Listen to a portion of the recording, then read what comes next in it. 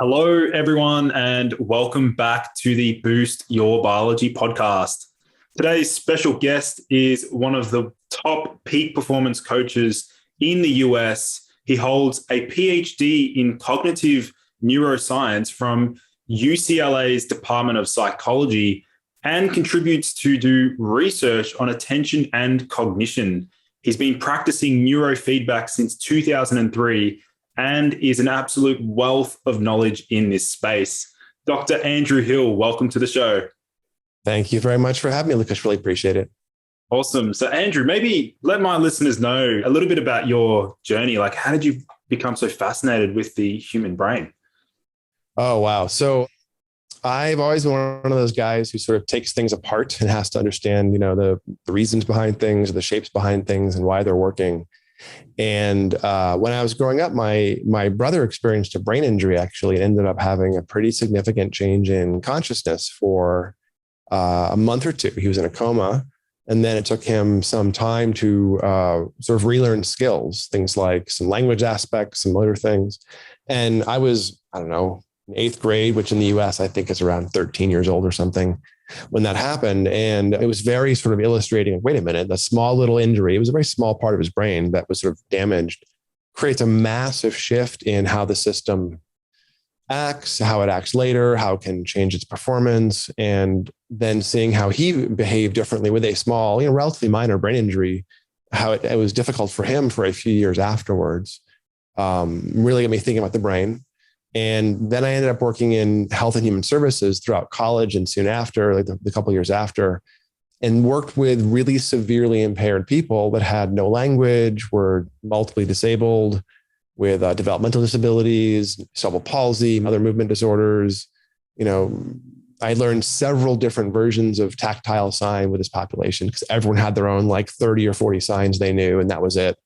And then I ended up getting a little frustrated working in those really acute, developmentally disabled environments, which were residential and just sort of caretaking roles, and moved into acute crisis work and psychiatric work where, again, we weren't making a lot of change, but at least people were moving through some transformations at some times, and did that work for a few years and got kind of burnt out like you do working in mental health, and worked with pretty much every aspect, geriatric stuff, dual diagnosis with alcohol, latency age with children, and really saw lots of different types of how we deal with mental health, how we deal with inpatient, outpatient crises and wellness and things like that.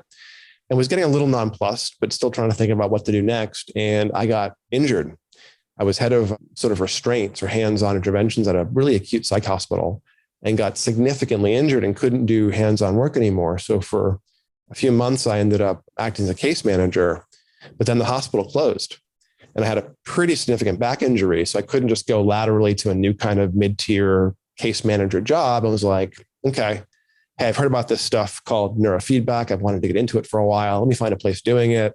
Oh, hey, there's a place right here, half an hour away that does neurofeedback. And they do mostly autism and ADHD work. And I have lots of experience with, developmental population. Let me go talk to them. Walked out with a job, started working with neurofeedback in Providence, Rhode Island, at a place called the Neurodevelopment Center, which is still there. Really amazing focus on developing brains with that sort of wide swath of everything that fits under the autism label, as well as ADHD and other things that are sort of undefined developmental challenges. And I started working at this place, having a pretty good experience with this population across different aspects of it. And I started seeing people change. I was seeing ADHD symptoms go away. I was seeing sensory issues drop away in autism. I was seeing seizures go away. And a lot of the time, in the matter of weeks and months, and was like, wait a minute, this does not track with what I understand to be true about how the brain works, how suffering works, how we can work with suffering, what's going on. And this isn't medication. There was no got to get it right or we can't help. And then even with meds, there wasn't this intervention landscape where you tolerated stuff. There was a landscape of agency being created for these people. And so that's what really caught my attention. And after a couple of years of doing that work and seeing these kinds of transformations, 60, 70, 80% of the time, in some of the most acutely suffering people that I'd met, I was really hooked. And this was 20, years ago or something. And my experience at the time was that the field had 2 or 3 or 4 different fields. No one knew how neurofeedback worked. Everything was really vitriolic. Everyone was in conflict and fighting. And everyone was sure they knew how it worked and hating everyone else in the small little field who like disagreed with their particular methodology. And yet everyone in the field was getting better results in most things than traditional mental health was, dramatically better in ADHD and seizures and autism, no matter which different style of neurofeedback that invested in. It struck me as what I call a blind man and elephant situation. We all have a piece of the puzzle. And we're like, oh, I have a snake, I have a leaf, no, I'm an elephant. And that got me a little bit curious. And so I went back to grad school at UCLA and got a Ph.D. studying neurofeedback, studying how attention works in each hemisphere of the brain separately, how you create the attentional systems and then merge them at the last moment to create the experience of attention and how you control it. So lateralized attention, hemispheric stuff. I worked with a guy named Dr. Eran Zeidel, who died last year or year before last. The pandemic has left my time sense really blurry. And Dr. Zeidel was one of the grad students who did a lot of the work with Drs. Sperry and I think Bogan, who did the split brain research on the initial epilepsy subjects back in the 60s and 70s and things. So that's the sort of scientific or academic lineage I come out of, testing the individual hemispheres of the brain. And we worked with some of the last split brain subjects from those initial experiments as they hit their 70s and 80s and things. We would travel around the US and do brain maps on them and measure their EEG and measure their attention. And Dr. Zeidel developed a style of testing the attention in each hemisphere on people with split brains with the corpus callosum severed, so you couldn't transfer information between the cortices. And then took that system of assessing attention and moved into normally intact brains like you and I probably are, and was able to demonstrate you can test attention or you can measure the independent attention systems in each hemisphere. So I came back into neurofeedback with this new perspective on the lateralization and the shared left and right resource management of the brain. And as I got that perspective, I realized a lot of how I'd been trained to do neurofeedback had taken some of those brain deep laterality things into account. So that combined with doing some work on my PhD dissertation was looking at how the brain responds to the process of neurofeedback, what's happening in the real time. So the way neurofeedback works is most of it, this is different styles, but most of it is passive, involuntary, operant conditioning. So I measure your brain moment to moment, Lucas, measure some beta waves over the right-hand side, which is involved with knowing if you're paying attention, let's say. So measure some beta waves, which is like a little bit of an activation. Measure some theta, which is a disinhibition of that tissue or it doesn't want to do its job properly. And you measure those things moment to moment. And whenever the brain happens to move a little bit in the right direction, you applaud it by making a stimulus happen. And when the brain moves in the wrong direction, you withhold the stimulus. The brain's like, hey, I like stuff. Where'd that stuff go? And then it happens to move in the right direction and you applaud it again. It's like, oh, hey, wait, wow, cool. I dropped my theta. Stuff's happening. Interesting. The mind has no idea why the car is moving or the Pac-Man stopped, whatever, because the mind can't feel your brainwave to a large extent. But the brain's like, oh, hey, oh, hey, oh, hey, whenever the theta gets applauded. And so later on that day or the next day, the brain reaches for low theta states and the mind's like, ooh, I feel focused. If you ask your kid to take the trash out the next day, when they have a theta dipping, they get up and take the trash out. And we get frantic calls. My kid got up and cooked for themselves or like did the laundry. It was weird. So organization happens as you learn to suppress this right-sided theta. And I studied in my PhD program, essentially the beep or the car moving or whatever the stimulus is that's applauding the event, what's happening at the moment, the brain's getting applauded. And I found, well, we did one of the first double-blind, placebo-controlled research studies ever for neurofeedback, which it's been really hard to do. You can't blind EEG. If you move, you see the signals move. You cough, you see it move. But the developer of the software, Eager, called Howard Lightstone, Howard developed a really elegant way of doing blinding where you take stored segments of EEG. They're not the person's. You stitch them together, you scale them up, you blend them with the person's EEG for display on the screen. So the clinician and the person are seeing EEG. And if they move or cough, the artifact gets carried through to the training screen, so it stops the training. But all the training parameters, how much alpha, beta, et cetera, have no contingency. So they're not, rewarding anything. And we did a double-blind study and showed that the brain, right after you go beep or move the thing in the frequency you're responding to, the brain desynchronizes suddenly as a burst of that frequency right afterwards. So we were showing the brain binding to the event, the learning process happening in a double-blind, placebo-controlled way. And I did that research in 2010 and published it in 2012. And that was the first double-blind, placebo-controlled research that exists. Really young, kind of niche-y, mad sciencey field, essentially. Only was that 10 years ago, essentially. We had some of the first real good research. But people often ask why the research is flaky for neurofeedback, and it is. And there's a bunch of reasons for that.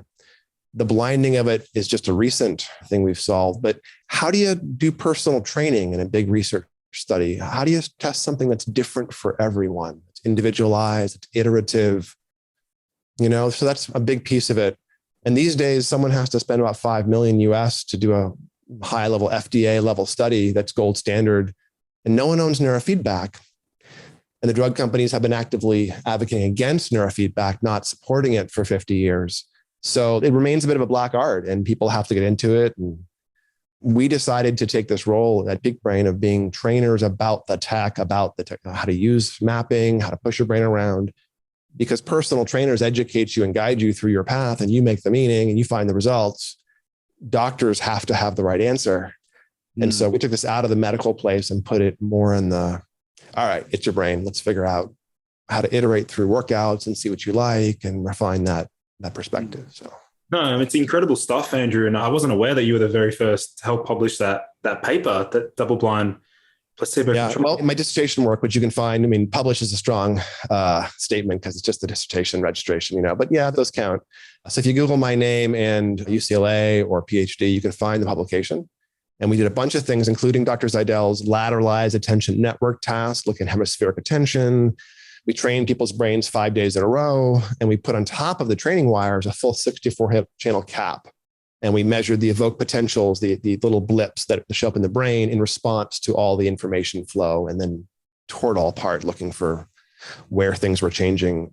In each group we trained, so left hemisphere, right hemisphere, betas versus faster betas, and then sham versus real, and kind of teased out, oh, wait, look at that. That's how the brain knows something's happening. That's how it's recognizing the loop of information.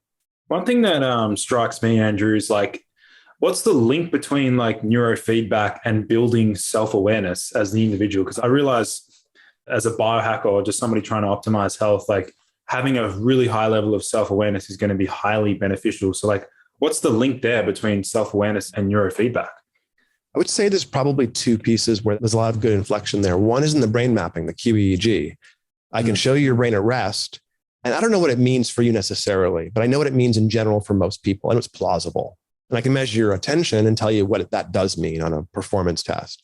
Those two bits of information operate very much like a lipid panel or expanded blood panel as you learn your own physiology and what works for you. Take this out of the brain for a minute. If I gave you the keto guru rules, they might work for you. But if I gave you a acetone meter for your breath and taught you how to hack your generated ketones the second day and played with macronutrient, numbers, you might discover you could have 100 grams of carbs a day and remain in ketosis. So the QEEG can help you unpack things about your brain. You can go, oh, I have lots of resting alpha. I might be a little inattentive. Oh yeah, that tracks. And then meditate more to reduce that. Or maybe you want to go through brain mapping, the QEEG, and examine your brain under clean, caffeine, cannabis, Adderall, modafinil, paracetam, or different racetams. It gives you this immediate, you can see all the brainwave shift, the speeds and the amplitudes, and you can compare that to the attention test you've done alongside that and get a valid read of, here's my performance shift in this nootropic, here's my physiology change, which we think might mean X. Oh yeah, that tracks. What if your alpha speed, the resting idle of your brain is alpha waves? It's about 10 hertz, about 10 cycles per second. If that's normally 10 hertz and you get 10, 20 years older and it slows down a little bit, that feels like you're driving your car with the emergency brake on. And people who are above 30 or 35 will have word finding issues and tip of the tongue and short-term memory problems. And they're often concerned that it's memory, but it's not. It's speed of processing, it's load time in and out of the memory. So look at your brain, your alpha waves at rest, and go, Lucas, your alpha waves are running a standard deviation on the bell curve, slower than most guys your age. And you're like, yeah, I'm having word finding issues. Okay. And then you can do a bunch of maps and go, wow, paracetam gives me verbal fluency. And look, oh, well, your alpha sped up by a full hertz on paracetam. Nice. Well, now you know. So that's the first answer, is you can demystify the stuff that people like you and I tend to do, just self-experimentation and reading and research. We're very intellectual for a while, and then we jump off the deep end and try stuff, good and bad. I'm sure you and I, actually, I know, I won't disclose our dirty laundry, so to speak, but I know both you and I both had amazing, interesting experiences and have run afoul of self-experimentation pitfalls here and there, side effects we didn't like and weird things that happen. So this can be a buffer to that, just on the pure data side. And then the other piece of it is neurofeedback. One of the big benefits for people is a technique in neurofeedback called alpha theta. And alpha theta is flow state. It's generative access. It's wellsprings of consciousness. It's nonlinear awareness. It's insight. And it's the moment of falling asleep at night when you solve world hunger or have the best book idea or the best podcast idea. It's, oh my God, I got to do this. And then you fall asleep and you're like, wait, I was last night. Oh, wait a minute. That was a really good idea. That's a flow state, a generative access state when you move out of linear modes. And alpha theta neurofeedback can reliably train that state to be right there. Just open the door and reach for it, pull it into your mind. So it gives you some things. It gives you the ability to put your emotions into words really easily. So if you're alexithymic, if you can't describe what you're feeling, it cracks open that barrier. So suddenly you can describe anything you want deeply. It also has the capacity of taking chronically burnt out, shaky, overactivated alcoholics who can't fall asleep, can't calm down without a drink, and it re-educates the GABAergic tone in a few weeks. So the person can just fall asleep at will, remain calm, not be uncomfortable with their internal environment. So that GABA and glutamate are the two primary inhibitory and excitatory neurotransmitters. All the rest do different things. You have a very sophisticated audience, so you guys all know this, but glutamate and GABA have to be somewhat balanced. And if you have too much glutamate, you develop seizures. Too much GABA, you pass out. Think about alcohol. You drink alcohol, you pass out. If you're drinking alcohol all the time and you withdraw it, you have seizures. That's the glutamate GABA thing.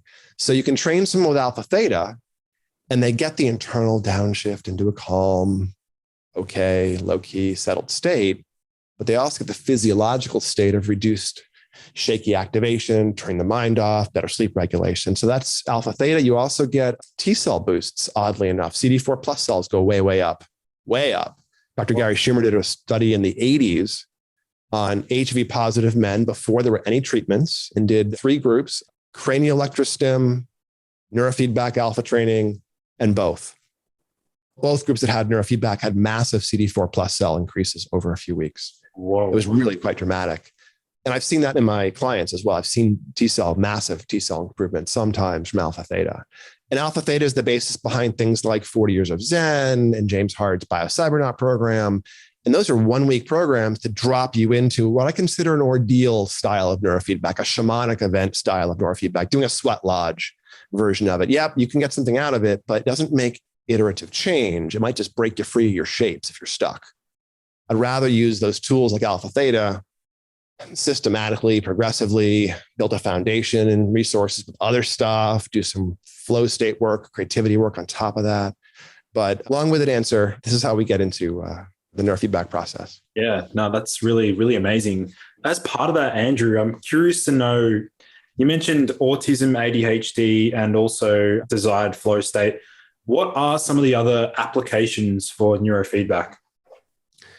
2 other ones that are pretty big, that are pretty sort of low-hanging fruit and obvious. I mean, the field of neurofeedback developed because we discovered by mistake that it reduces seizures dramatically.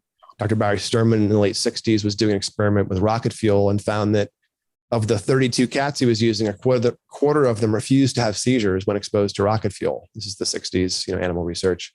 And he realized later on that those same super cats who had super stable brains had done a previous experiment 6 months before to see if you could make a brainwave rise by rewarding it with chicken broth whenever it showed up. And cats make a lot of this brainwave. You've seen a cat in a windowsill, the liquid body and laser-like focus. That's a brainwave state called sensory motor rhythm. Humans use it to sit still, stay asleep, suppress impulsivity, suppress seizures. It's an inhibitory tone. It's also called sleep spindles. It's used for learning consolidation. It's used for lots of stuff. The lack of it in humans, we call ADHD.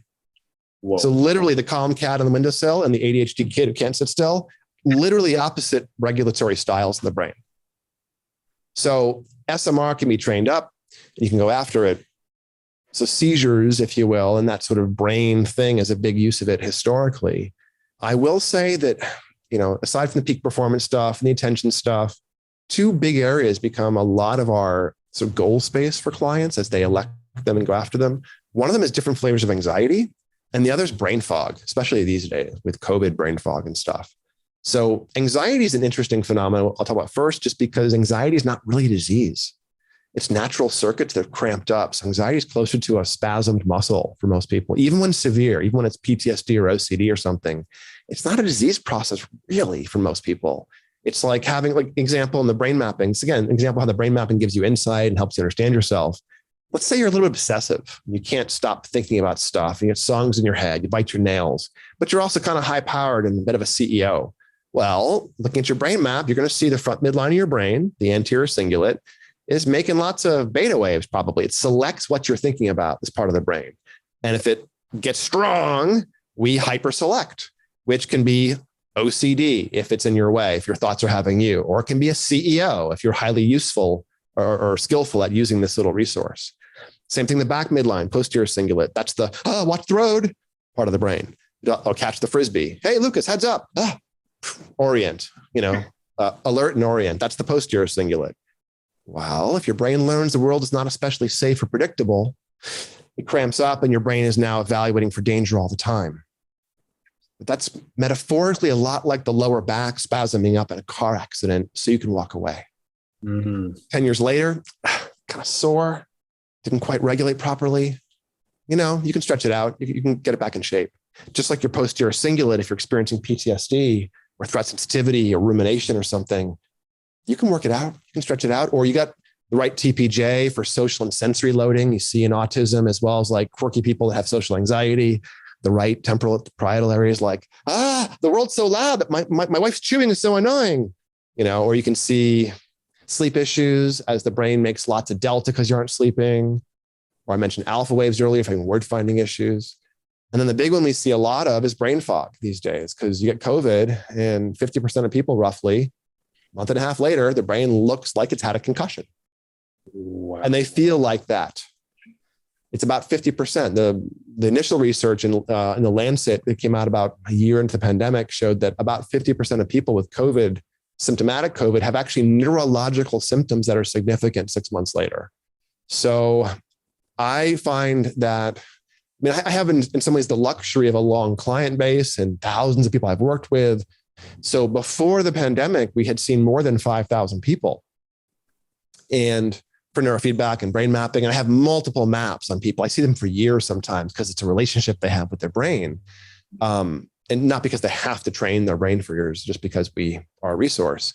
And now people come back having new complaints and we look at their brain and we're like, oh, and they're like, yeah, I had COVID. And you see it. It looks just like a concussion. And it usually, this might be interesting to folks, COVID doesn't create necessarily brand new inflammation. It seems to, in the brain, it seems to latch onto old seeds of inflammation and make them flare up. So I often don't see a new like concussive spot or a global metabolic dip. What I usually see is the old stuff that used to be a little bit of scar tissue or inflammation getting huge and blowing up, and their alpha slows down, the delta goes up, metabolism falls over. But it looks like a concussion client who's got another concussion or something, or an apnea person who got exposed to mold, or mold who got Lyme. It's like a double metabolic hit kind of signature in the brain. It's not really specific. It's like, wow, you got hit by something. What was it? Oh, you had COVID. Oh yeah, that's probably what this is.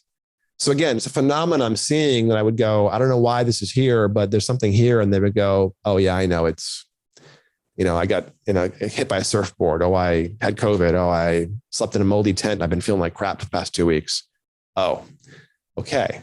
So when people are suffering, especially with these mysterious things like long COVID, seeing your brain, seeing that it's right there, gives you a freedom, gives you some agency. Or showing someone that has PTSD or anxiety or, a quirky brain and can't process social information the same way, or has tinnitus or something else, you show them on their brain and people start changing their relationship. If I showed you a separated shoulder on an X-ray, You might be frustrated at it, but you're not going to feel ashamed or be angry at it, probably. But we're often that way about our brains. So if I show you your PTSD, your OCD, your ADHD, your sleep issues, your irritability, your sluggish brainwaves because you're dragging all around, and you're like, there it is, and here's the bottlenecks, here's how it's impacting you. It's not your fault. It's just your brain. And now it gives you a place to apply pressure and make change. So we like to joke, we don't sell neurofeedback, we sell agency. We have big tools for doing things with neurofeedback, so people often do.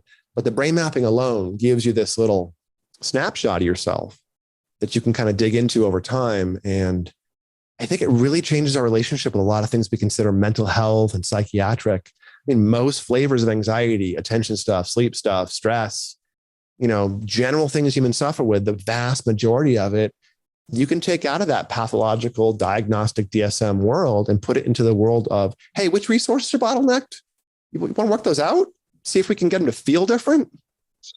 Great. So, it really flips the script a little bit on the regular mental health thing, which is why we do it this way. It's incredible. Yeah. I mean, I'm just gobsmacked. I wasn't aware of all of this that you're mentioning there, Andrew. And as part of that, like you mentioned the anxiety, the different regions of the brain that you're able to sort of identify patterns, particular frequencies. What about like, as far as like mood and like low mood? Because I'd imagine you'd see a lot of post-COVID. Great question. Mood is something you can't predict from a brain map, but if someone's got a low mood, you might see it in a brain map. Right. It's not a reliable enough thing to show up. So Richie Davidson, one of the great meditation researchers, found early on, like 20, 30 years ago now. Now, the research is kind of a weak finding. And since then, even Richie Davidson would not necessarily say it's true. But all the initial research on people that were depressed and on meditators by him showed an asymmetry where the left frontal lobe, the front corner, was more activated and the right frontal corner was less activated. So this is the approach system, and this is the avoid system, or the I hate things system, or the get off my lawn, kids system. So sometimes you see an asymmetry where the left front is making too much alpha or neutral and not enough beta, or the right front is making too much beta, gas pedal, or not enough neutral, alpha. The asymmetry shifts and the right front starts to drive the bus, and it finds things kind of irritating and negative and wants to take things in that negativity perspective, the negativity bias. I mean, we're evolutionarily benefited bias to attach to the negative. If you miss sexy things and yummy things and attractive things, there's more of those tomorrow. But if you miss tigers and danger, you might miss it once. Better not miss it twice, because that's it, game over. So we have a negativity bias. We attach to stuff. The right frontal lobe will lean in and go, things suck really easily. And we can sometimes see that in the brain maps. And also the alpha speed slows down. The speed of processing drags down in depression a lot of the time. But having a low processing speed doesn't create depression. It just creates a low processing speed. So depression's an experience we're having. It's a high level human thing. It's broadly cortical. It's like music. It's like thoughts. It's like memories. They're not in one place. They're everywhere. So depression, as I was saying, is more of a human experience and less of a specific resource in the brain, where anxiety, you'll have individual little modules for selecting your focus in the front, evaluating the world in the back, drinking in the world and mapping into the mind, sensory primary cortex and the auditory, the visual, association cortex for putting things together. We have individual resources you can see, but when you use them all together for your human experience, your thoughts, your high level, mood and things, those are often things you don't see on an EEG. You're seeing high level features. So while I might be able to guess there's something going on, I wouldn't know it was depression per se, where I can usually tell if someone's ruminating, perseverating, has social or sensory issues, has slowed processing, isn't getting good sleep, has attention difficulty. Those are sort of easy things to see on a map. And the good news about brain mapping is if you see it, you can change it. If you use something like a SPECT or other sophisticated analysis, you may get some insight about your brain, but then what? You have to then go find ways to intervene, which are functional medicine ways. Someone does a SPECT, then they go see you and go, I have this exposure, low metabolism. What can I do to boost my blood flow? And you come up with a bunch of strategies and try stuff. With EEG analysis, the QEEG, if you find things that are real, you can then go exercise the EEG. So you get an immediate actionable thing to do, or you can exercise the blood flow. We also do HEG or hemoencephalography, where you exercise the vasculature. That works pretty well for COVID brain fog, by the way. So I'm curious to know, like, as far as some of the exercises, I know like many, many years back, I actually volunteered myself as part of a university student was looking at neurofeedback. And I remember one of the games that I had to play was like, I think I had to keep like a ball at a certain, like, what is that, HEEG or something? It might be. It might be HEG, or maybe it was SCP, slow cortical potential. It depends. If it's voluntary, it's unlikely to be oscillatory ongoing EEG because you can't control it.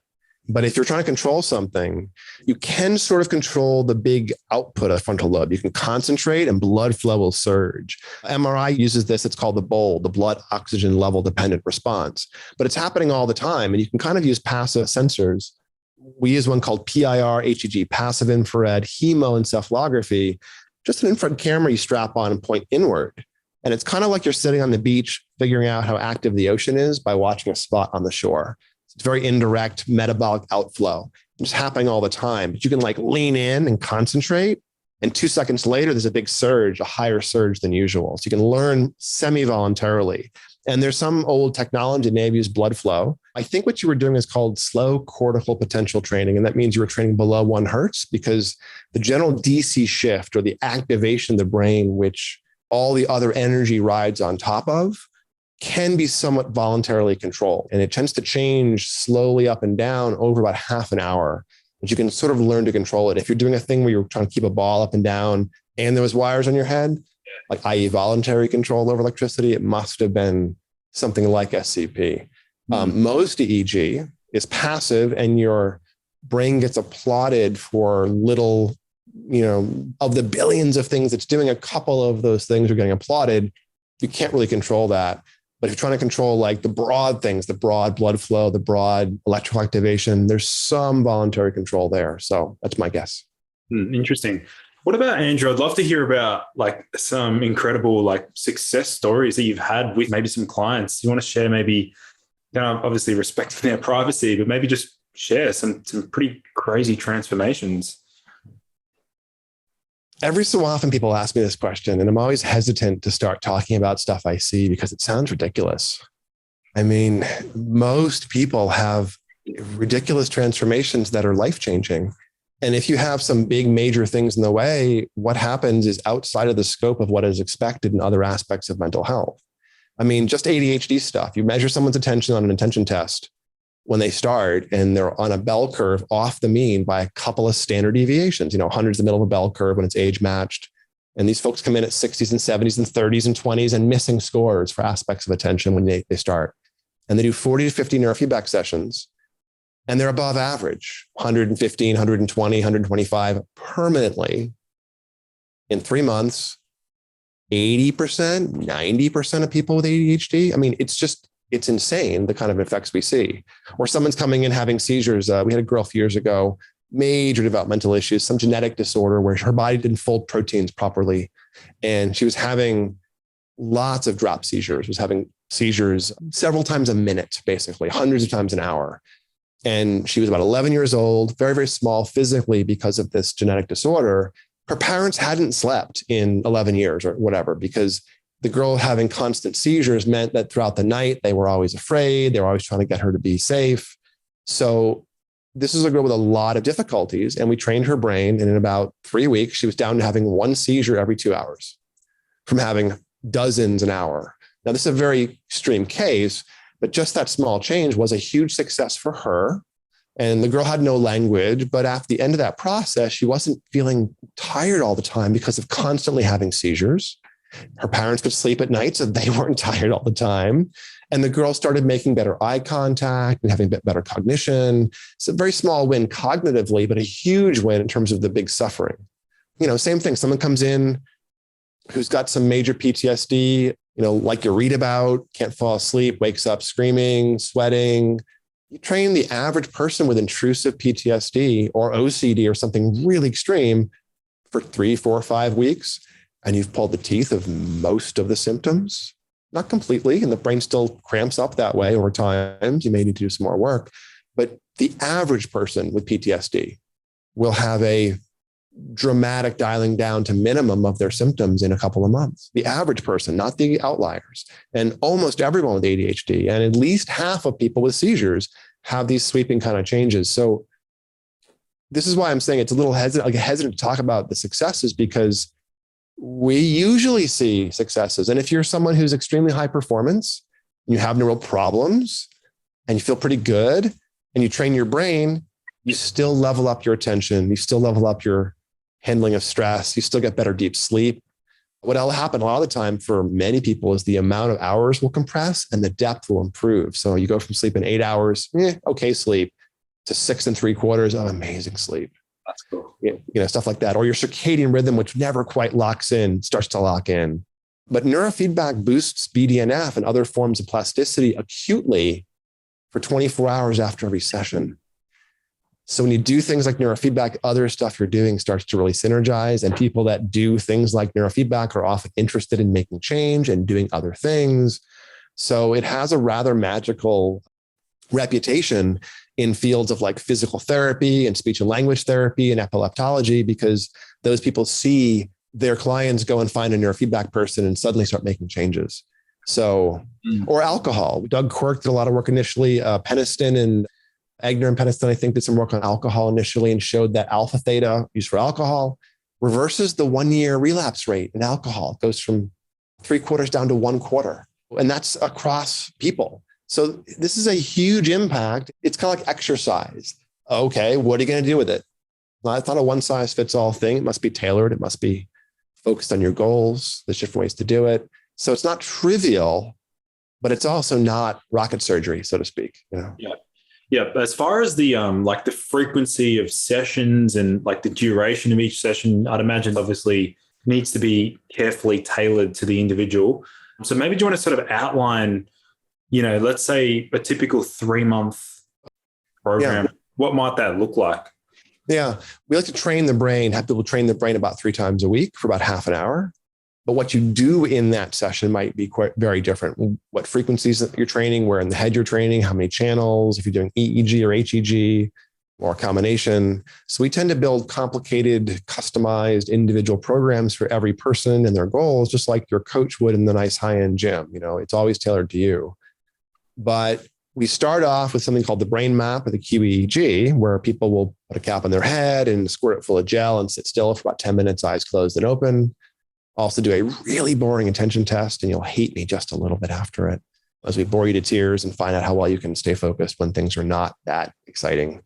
And those 3 things are compared to a database of people your age, not to see why you're not average, but to find the interesting shapes of your performance and make some models about where there's stuff you might want to change. Then we go after the neurofeedback and we teach you how to do it.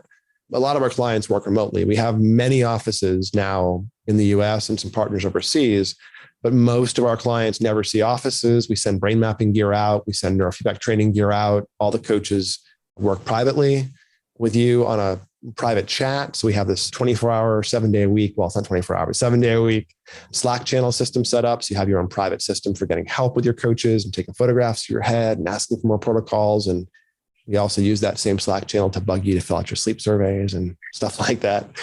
But it's very iterative, where you try something, it's mostly involuntary. Your brain goes, oh, hey, wait, I noticed something later on. You feel a little bit different later on, make a note about your sleep, your stress, your attention. And then the coaches come to me and say, hey, Andrew, I noticed Lucas had some really great sleep after his new left side protocol.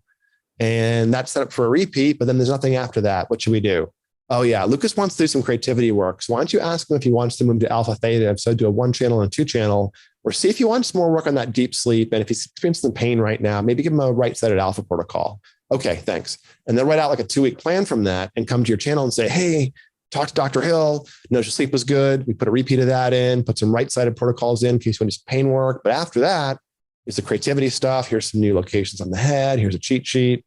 And the staff will work to really help you learn the specifics of the thing you're trying to get done. And then we'll stand by to help you troubleshoot when you're sticking wires in your head. And then your experience is all about not stumbling through setting it up or doing it, but more like, do I notice anything? And if you don't, great. But you probably will. It's pretty subtle. And you're really kind of like an athlete going, ooh, hey, wait, yeah, I know something. Feels pretty good. I like this workout. Or maybe metaphorically, you call your trainer and say, dude, I just dropped eggs all over the floor at the supermarket. What are you doing? My arms are noodles. oh, okay, we'll take some weight off the curl bar next time. It's that kind of thing. But here you might notice yourself feeling kind of wired or kind of tired, or your sleep is interrupted and not better that night, or you're a little irritable or something. And then it wears off because it's a transient push. And unless you repeat it, it doesn't last. As you repeat it 5, 6, 10, 15 times, then it starts to last because now the brain is practicing stuff it does every day in a new way. So it tends to stick. At least the sleep, stress, attention things tend to stick pretty reliably after a few months because you're using them all the time. Yeah. So that's sort of the landscape as you move through a few months of iterative training. People can usually make about a couple of standard deviations of change in that kind of time frame across executive function or stress or whatever else features we're working on. We map the brain every other month. So typically in a 3-month program, folks get 40 to 50 sessions of training in, and there's 3 brain maps, and we see a couple of standard deviations, nice linear change in their executive function, and their brain maps will have features of stress and sleep and other stuff to kind of drop away. And more importantly, the person's reporting subjective stuff all along that we're helping sort of Marco Polo into shape. Oh, your sleep did that? Try this. Okay, great. That's working for you now. Now try this. And we're just always trying to gently push the way your trainer does and listen to what your needs are and maybe giving you workouts that day based on what's happening. But then at the end of the process, a few months in, you're kind of different. And people that have simple, if you will, goals for neurofeedback, things like ADHD, some anxiety, some sleep stuff, 3 to 4 months, 40 to 50 sessions, permanent change for most people. You got brain injuries, you got some autism, you got an active disease process like, Parkinson's or schizophrenia or something. You want to train longer, maybe ongoing for like schizophrenia or Parkinson's. For autism, people usually do about 6 months because they move slower and there's more to do. And for my peak performers, I have clients who've been training straight for years, who have hundreds of sessions building up, and they work through some anxiety and some drinking and some coke use and some being a jerk to their wife. And they're 6 months in and they're feeling amazing. And they're like, what else you got, doc? And I'm like, oh, okay, let's start you meditating and doing some keto cycling and some fasting and go to some flow state neurofeedback protocols. And we keep chipping away, and they keep having these like discontinuous every so often. They get next level stuff showing up as we keep working the resources out, keep trying fun things. So once your relationship with your brain starts to change, there's sort of no upper limit for what you can do. I mean, I don't know what the metaphor is, but those gym guys who get all swole because of how easy it is sometimes for guys to get swole? That sort of happens with some of our brain clients where they've been training for years and the most relaxed and good listener and, super well-adjusted people with massive immune systems and creativity. I mean, I'm joking a little bit, but if you walk into any peak brain office in the US where all the full-time long-term staff are, they're in their late 20s, 30s. They might as well be 95-year-old monks. They're super good listeners. They're really calm. They're really kind. And it's the same phenomena as walking into the high-end gym and seeing all the staff's abs hanging out. So it's hard to say what the process could be because it's so individualized, but people usually do 3 to 6 months, level up a bunch, work some things out, change their relationship with their brain. And then we might see them in the future for mapping or for an additional challenge they have with a concussion or some COVID or something, or maybe they want to hit some more goals. So, clients work with us off and on for years, perhaps, but the thing that usually brings them in initially is pretty much addressed typically within about 3 to 6 months. So Amazing. 40 to 100 sessions roughly. Yeah. I've got two more big questions. The first one is for you, Andrew. That's personal experimentation yourself. Like, what's the most wild thing you've seen personally? Or maybe it's a sleep experiment, or maybe it's like a creativity thing. Like, yeah, I'd love to hear about what you've done with your own brain. Yeah. For me, the neurofeedback stuff is really where it's at. While I enjoy nootropics, while I really enjoy fasting and other kinds of experimentation, the reason I'm doing this is because I was 28 years old, injured, couldn't work in a psych hospital anymore, trying to find, the next thing. And I was the most ADHD person on the planet. Like, I've never met a problem child who's 10 years old who was worse than I was in my 20s. Just like, I made Robin Williams look calm, during his coke years. It was really bad. how hyperactive, how disinhibited, how running a million miles an hour I was, even into my 20s. And then I got this job at the Neurofeedback Center, was seeing all this stuff happen and would hang out after hours training my brain after a few weeks. So I paid for my own brain map. We used to send them out to get processed elsewhere. And I paid for my own processing fee and got my brain map. And I wouldn't recommend doing this necessarily, but I started poking at stuff I saw on the maps and trying lots of stuff. And only about half of it actually had any guidance from my boss at the time. But I had probably two stories, things that happened to me. One is I did about 18 sessions in neurofeedback and went from the most impulsive person on the planet to basically having no ADHD in about a month and a half. And it was really, really, really subjectively just, life-changing in some ways. Now I could go back to grad school. Now I could think about a PhD versus an MD because I know I could actually sustain my attention, where I had been 10 years between undergrad and grad school because I knew I could not get through grad school with my ADHD. So I eliminated it. It was like, oh, wait a minute. Okay, something's here. And I was thinking about what to do. And I was playing around, for a few more months. And I trained down some theta brainwaves on the front midline of my head in one session. And I, in retrospect, did too long a session. I pushed too hard. But the next day, I remember waking up and feeling like I had run a marathon. My legs were heavy. I was super tired. Had a physiological response, and didn't think much of it. It was fine the next day. Thought, okay, I did some overtraining. That was kind of weird. I'm not sure what happened there. And about a month later, I looked down and realized my fingernails were getting in the way of my keyboard. And I had to go buy nail clippers. And I had been obsessively biting my nails since like age 3 or something.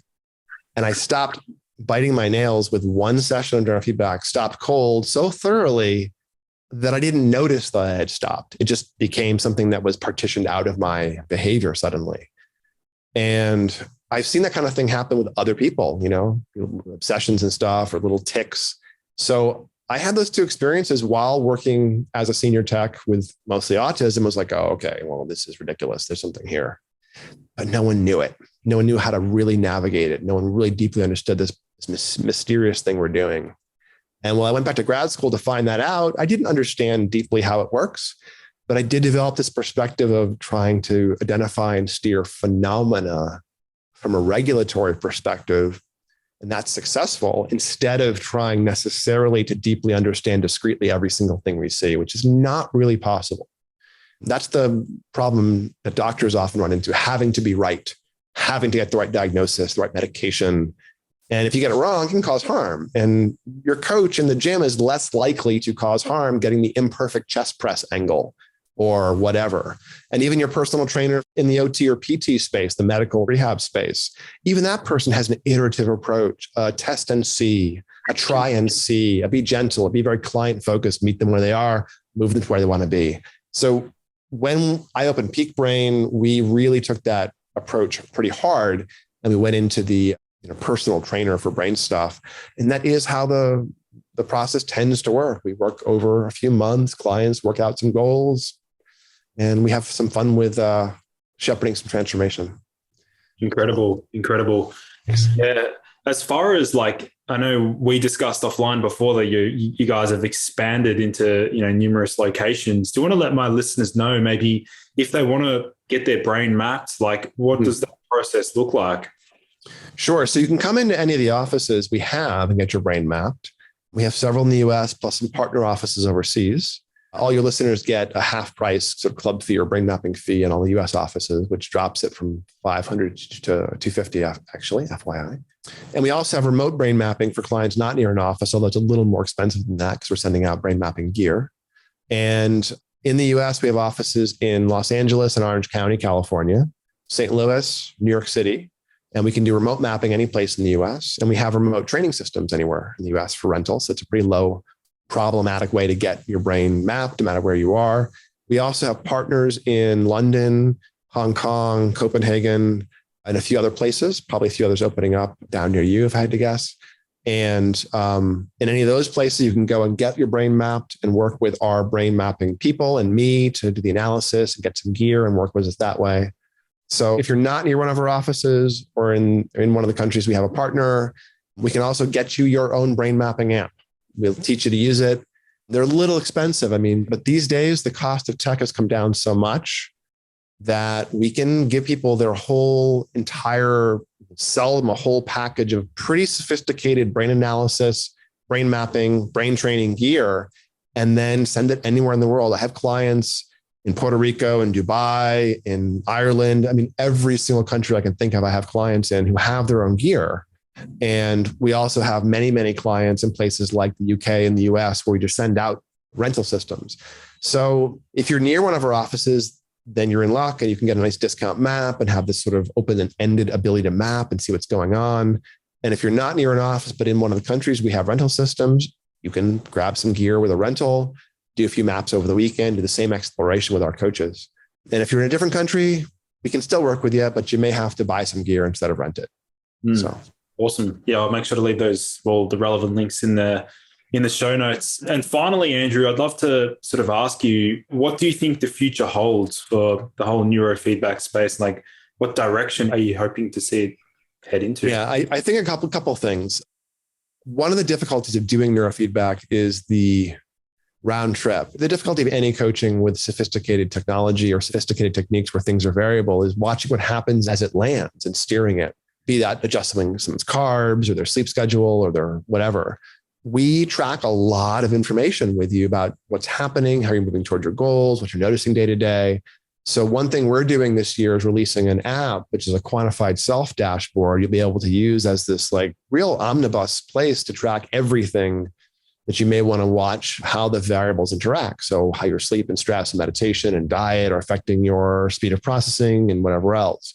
So we're developing this dashboard that should let us move the field of neurofeedback a little bit out of this recipe book / science iterative, but it takes a bit of a black art gift in some ways to walk through brain data and pick brain things. It takes years of training. You can't just grab a brain map and start training stuff you see.